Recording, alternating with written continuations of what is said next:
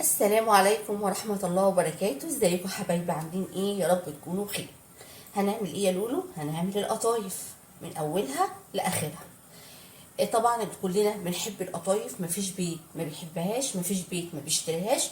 فليه نجيبها دلوقتي بالغلا؟ ما نعملها على طول في البيت بمنتهى السهولة وعلى طول في شفشق الخلاط.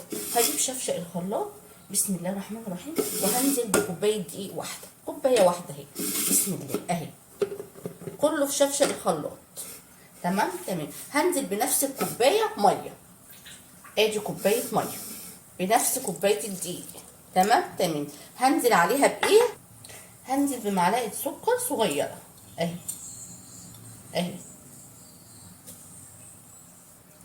وهنزل بنص معلقه خميره، نص معلقه اهي بالشكل ده. وهضرب بقى كل الكلام الحلو ده في الخلاط عشان الصوت وارجع لكم.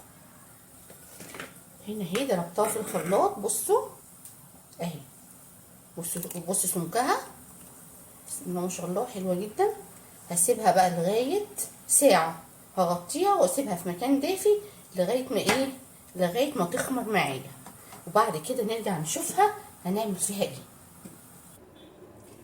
دلوقتي بقى حبايبي بصوا، هي كده خلاص اختمرت معانا.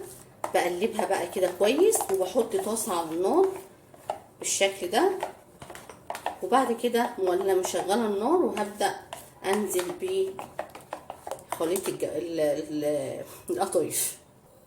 بصوا بقى بسم الله، انا حطيت الخليط في كيس، في حاجه ليها بوز، عشان اعرف اصب زي ما انتم شايفين كده. اعملي بقى الاحجام اللي هي تناسبك اهو. بصوا اهو، هعمل حجم صغير هنا كمان اهو، عشان ما تاخدش اكتر من كده. هسيبها بقى.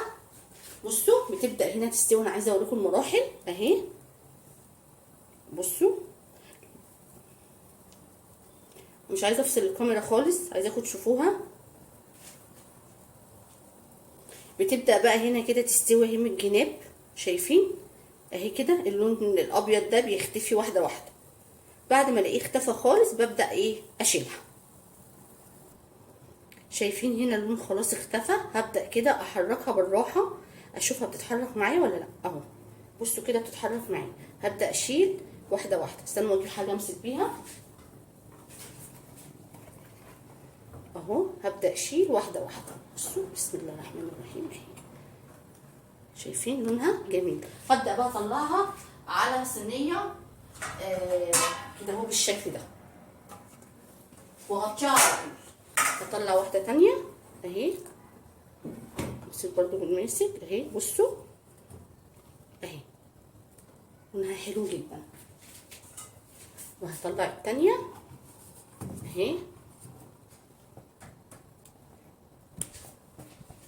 اطلع بقى كلهم كده اللي هم استووا معايا اهو. عايزه امسكها اهي. بصوا حلوه جدا. طبعا اول ما اطلعها هغطيها على طول اهو. دي اللي كانت معوجه شويه بس طالعه زي الفل برضو. بصوا اهو، دي صغيره شويه. بصوا لونها حلو جدا. بصوا هنا اهي اهي، زودها لكم اهي. انا هكمل بقى الكميه على كده. بصوا الاخرام بتاعتها رفيعه ازاي، شايفينها؟ انا هكمل الكميه على كده كلها، وما تخافيش هتطلع معاكي زي الفل اهي، بسم الله ما شاء الله. هكمل بقى الكميه على كده وارجع لكم. دلوقتي خلاص خلصنا كميه القطايف بتاعتنا. بصوا والله شكلها ونضيفه وزي الفل. بصوا تحفه تحفه. بصوا طريه قد ايه، انا عايزه اوريكم طريه قد ايه. بصوا لونها جميل جدا اهو. والاخرام بتاعتها ولا واسعه ولا حاجه، خرامها زي بره بالظبط اهي. انا عامله حجم صغير دوت من كوبايه دقيق وكوبايه ميه. عملت الكميه دي يجي نص كيلو، والله يجي نص كيلو. بصوا بقى هنحشيها اي حشو احنا عايزينها. بصوا انا هحشيها الفستق اللي هو كان عندي. تمام، بسم الله. انا عايزاكي بس اول ما تطلعيها تغطيها على طول اهو. الفستق اهو. بسم الله الرحمن الرحيم. واحط شويه كده صغيرين وهبدا اقفل. هتتقفل معاكي بمنتهى السهوله، طريه وطازه وزي الفل اهي. ايه رايك؟ في احلى من كده؟ وهبدا اعمل معاكم واحده تانية وانا هكمل مع نفسي. بسم الله اهو بالشكل ده، طريه جدا وزي الفل اهي اهو. شايفين اهي. هكمل بقى وارجع لكم. بصوا حبايبي، قفلنا القطايف اهي بقت بالشكل ده. عايزه اوريكم حاجه بس عملتها عشان كده ايه صادقه معاكم. بصوا انا حطيت حبه فستق اهو وبقفلها كده اهي عادي جدا. تمام، اقفلها كويس وبعد كده باجي على الرخامه بديها شكل كده بالشوكه اهي. بصوا بضغط كده على الطروف بالشكل ده، منها تقفل اكتر ومنها تديني شكل حلو، ومن الناحيه التانيه بالشكل ده اهو. شايفين اهو اهو. بصوا يا رب تكون واضحه اهي، بتديني الشكل الحلو ده. يلا بقى على البوتاجاز نقلي القطايف بتاعتنا. هنا بقى حبايبي حطينا طاسه فيها زيت، وبسم الله هنزل بقى بالقطايف بتاعتي بالشكل ده اهو. تاخد لون حلو وهنزل بيها على الشربات على طول. انا عاملاه عشان ما اطولش الفيديو لان انا مش عايزه اطوله يعني اهو. هياخدوا لون واقلب فيهم اهو.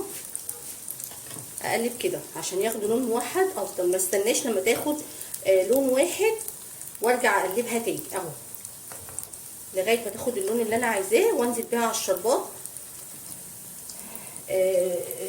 طبعا الشربات يكون بارد وهي سخنه، هتبقى مقرمشه معاكي وزي الفل اهو. هفضل اقلب فيها كده. انا شايفه هنا اللون اهو خد لون حلو. الزيت لونه اخضر من الفستق اللي احنا عاملينه، الفستق اللي هو الكداب. بصوا بقى هبدا اطلع كده اهو، احنا خد لون حلو بقى.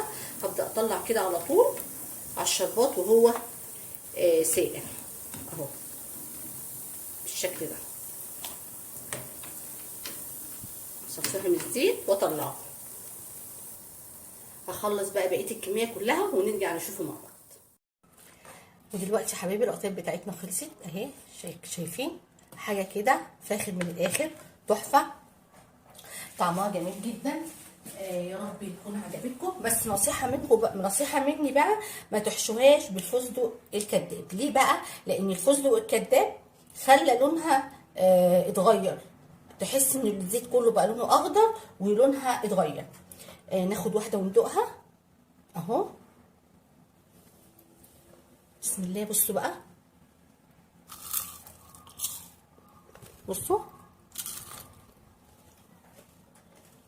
سامعين؟ مقرمشه جدا.